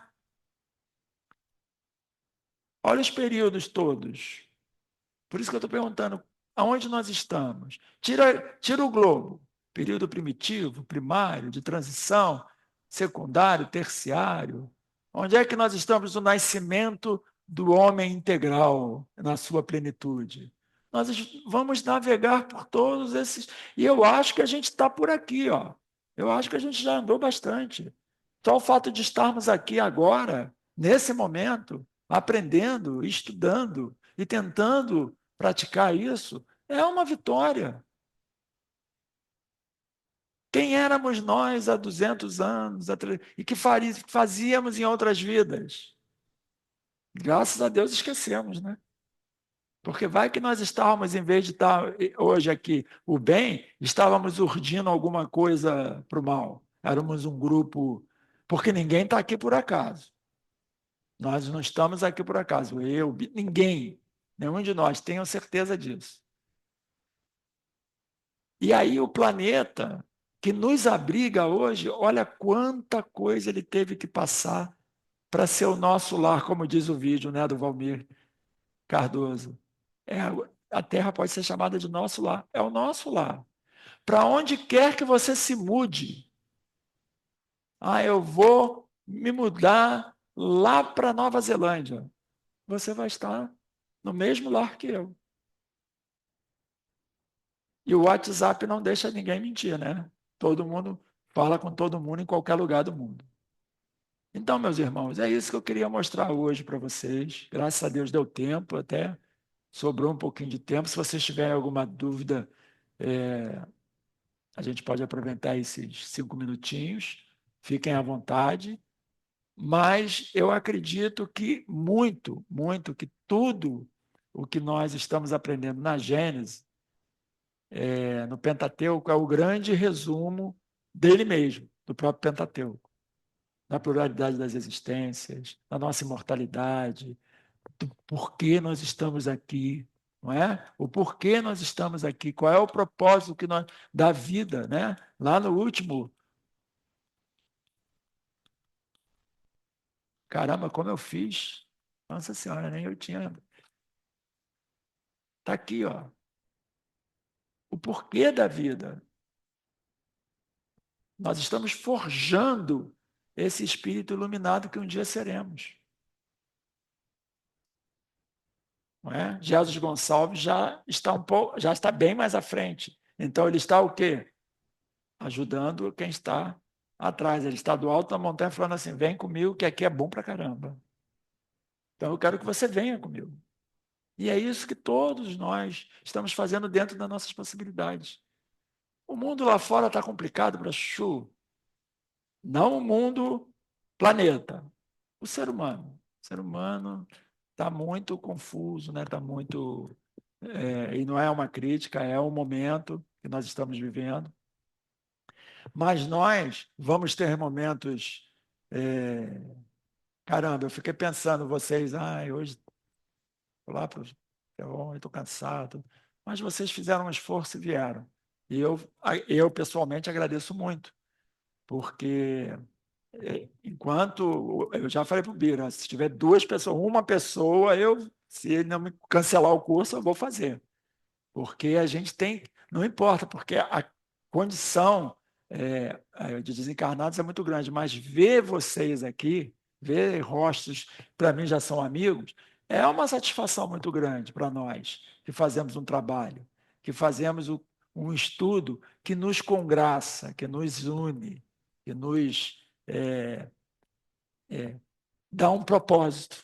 O que dá um propósito para a vida é exatamente nós e sermos uma solidariedade. Nós não somos uma sociedade, nós somos seres solidários. Fomos solidários para o mal, mas isso já foi esquecido. Hoje nós somos solidários para o bem. Ainda temos resquícios do homem velho, né? Como dizia Richard Simonet? Claro que temos, mas temos resquícios. Nós estamos querendo fazer, como o Chico fala, um novo futuro. E é isso que nós estamos lutando. Eu também luto comigo, Nossa Senhora. A maior guerra que existe na minha vida sou eu comigo mesmo. Principalmente quando eu vou deitar, que fica aqueles macaquinhos pulando aqui, falando, olha, faz isso, faz aquilo. Não, não faz nada disso. Vai ver, caramba, eu acabei de estar lá no centro, estão vocês me perturbando para fazer bobagem. Porque ainda é o espírito lá, muitas encarnações. Como diz Emmanuel, em Fonte Viva, são séculos de sombra contra minutos de luz. Mas quem vai vencer essa batalha? O bom combate. Nós, os minutos de luz, vão se transformar em horas de luz, em dias de luz, anos de luz e uma eternidade de luz. Muito obrigado.